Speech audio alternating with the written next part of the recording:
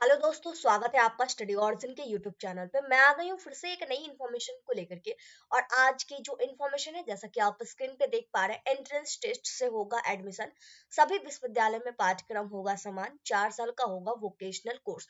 जी हाँ, 3 साल का जो पहले बीए बीएससी बीकॉम होता था, वो 4 साल का बीए बीएससी बीकॉम हो गया है 2023 से।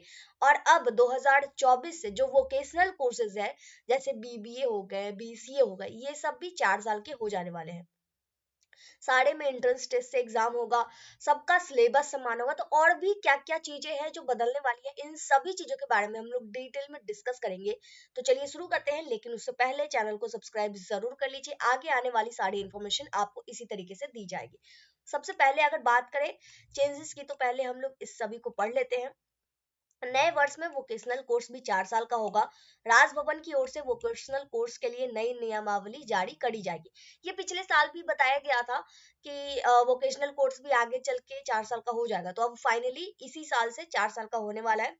सीबीसीएस सिस्टम के तहत पूरा का पूरा आपका पैटर्न जो है चेंज किया जाएगा।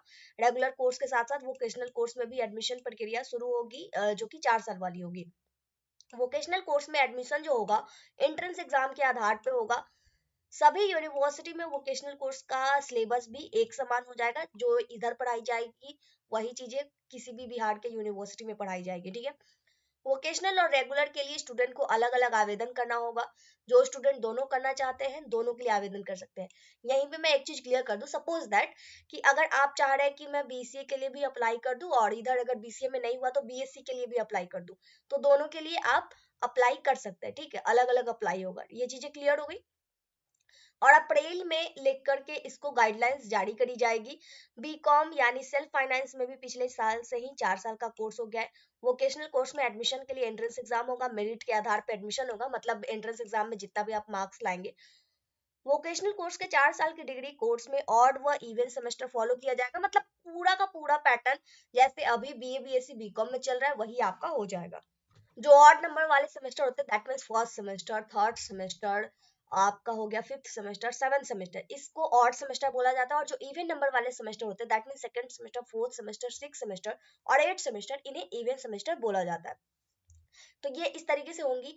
ऑड सेमेस्टर जुलाई से दिसंबर तक चलेगा, इवन सेमेस्टर आपका जनवरी से लेकर के जून तक चलेगा। ये मतलब सेशन होता है, ठीक है।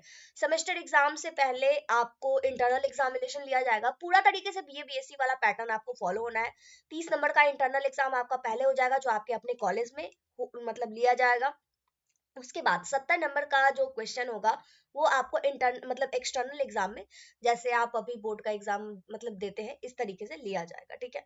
तो ये पूरी की पूरी पैटर्न अब चेंज होने वाली है। अब 3 साल का कोर्स ना होकर के 4 साल का कोर्स होगा। तो ये सब आप अपने माइंड में रख लीजिए। क्रेडिट और ग्रेडिंग का कुछ इस तरीके से होगा। जैसे ओ आउटस्टैंडिंग के लिए 10 ग्रेड, 9 से 100 अगर परसेंटेज अंक आएगा तो ये पॉइंट मिलेगा। ए प्लस वाले को 80 से 90% में रखा जाएगा। 70 से 80% वाले को ए कैटेगरी में रखा जाएगा। 60 से 70% वाले को बी प्लस कैटेगरी में।